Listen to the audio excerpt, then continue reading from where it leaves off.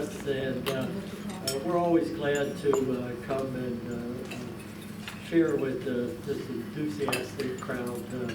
I'm going to start off today with a few thoughts and items. John Matthias is going to follow, and then John Showers is going to wrap up. And certainly at the end, we're more than willing to take questions and address maybe some things that we didn't explain clearly enough. As we've told you before, those of you who have been here before in this forum, we have agreed over the years that we had certain gifts or talents or certain passions in one area or another, and we've divvied up those responsibilities. And so each of us will be talking about the things that we're most intimately involved in. And for myself, I got tasked with the criminal justice system, probation, the Sheriff's Department, the Union County Jail. And just quickly, for anybody who didn't realize, in 2008, we were rising in numbers of incarcerated individuals in our Union County Jail, and we're told that we would need to build a new jail at the cost of $30 million plus that would have impacted the county debt service. Instead of doing that, we started programs to keep people out of jail.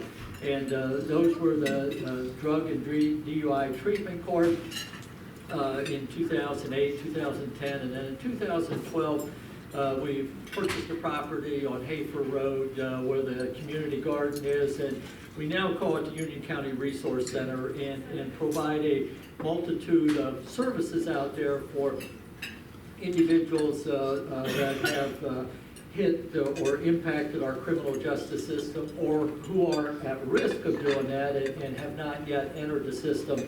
And so there we provide training and education on how to get gainful employment, and that starts as far back as filling out a resume, getting a driver's license, and actually teaching people that they need to go to work every day, and that they need to be on time, and they need to dress appropriately. I'm sure that all seems pretty elementary to those of us in this room, but there are actually people out there that need to learn and develop those skills. The Community Action Agency, as you heard last year, is helping us do that. And one of the new things that's taken place this year to report on is that through a grant with our probation department and training program, we now have a program to offer Thinking for a Change. And so it's programmed for individuals that are either behind bars or individuals who are on probation. Those in the drug treatment court are all being sentenced to Thinking for a Change. And it is just that. It is necessary in some of these individuals to change the way they think from a negative attitude to how can I become a tax-paying citizen instead of a tax burden. The community garden, as Sue Travis has alluded to, is alive and well, and so it is out at the Resource Center. It is available to anybody who would like to have a garden out there, and you can talk to Cindy Geiser or Sue or somebody if you have an interest in that. One of the main purposes of that was to engage individuals that are in our criminal justice system, that are there for services, to get them involved in working in the garden and building relationships between those of you who are avid gardeners and those individuals who really need to have a different way of looking at life and making decisions. Moving away from those things into Union County, for anybody who didn't realize, agriculture is an economic driver, a major economic driver in Union County, and that doesn't only mean the people that farm corn and soybeans and cows and pigs and chickens. It's all of the other processing, trucking facilities, restaurants buy food and support our agriculture system. So agriculture is important to Union County, and the Union County Commissioners have stepped up and provided some increased funding the last 2 years for farmland preservation programs. And it has actually motivated other individuals in the community saying, hey, we don't qualify because we're not high enough on the list, but we want our farms in farmland preservations. And recently we had 2 farms in Union County that donated their development rights and easements for farmland preservation.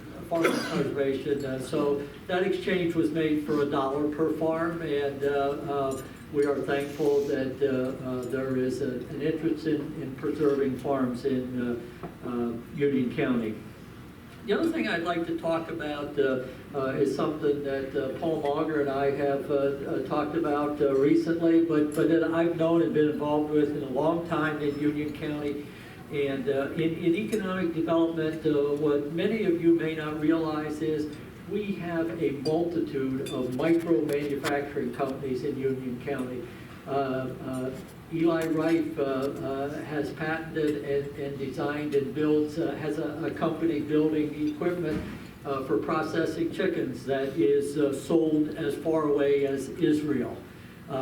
Pickrite has, which is a small business, not a micro, has been building equipment and selling it worldwide. And most recent thing that I saw that was impressive was melon pickers that were designed specifically for and sent to California to harvest 5,000 to 10,000 acres of melons, if you can even possibly imagine that. But there's a multitude of other things. We've got small manufacturing companies making attachments for bobcats, skid loaders, that nature, and the list of things goes on and on and on and on. And most of those, a lot of those micro manufacturing companies are owned and managed by our old order or modern day Mennonite folks. And you know, one thing that impresses me most about that community is the fact that there is not a one of them that is on welfare or public assistance. They are a community that take care of themselves. They are a serious contributor to Union County, and they draw very few services from local and state governments here. So, you know, I'm pleased to live in a community where we have those kind of things going on. One of the other things that is happening most recently, Union County made a decision to join the Cedar Natural Gas Co-op. The Natural Gas Co-op is an effort to move natural gas, Pennsylvania's natural gas, to places where there are no pipelines, referred to as a virtual pipeline. And so the way it works in Clinton County, there is a company that owns wells that turns natural gas into compressed natural gas and liquefied natural gas, put it on trucks and move it down the highway. So conceivable if you had a business manufacturing or a high-end user of natural gas, you pull one of those trucks into your site and either park it or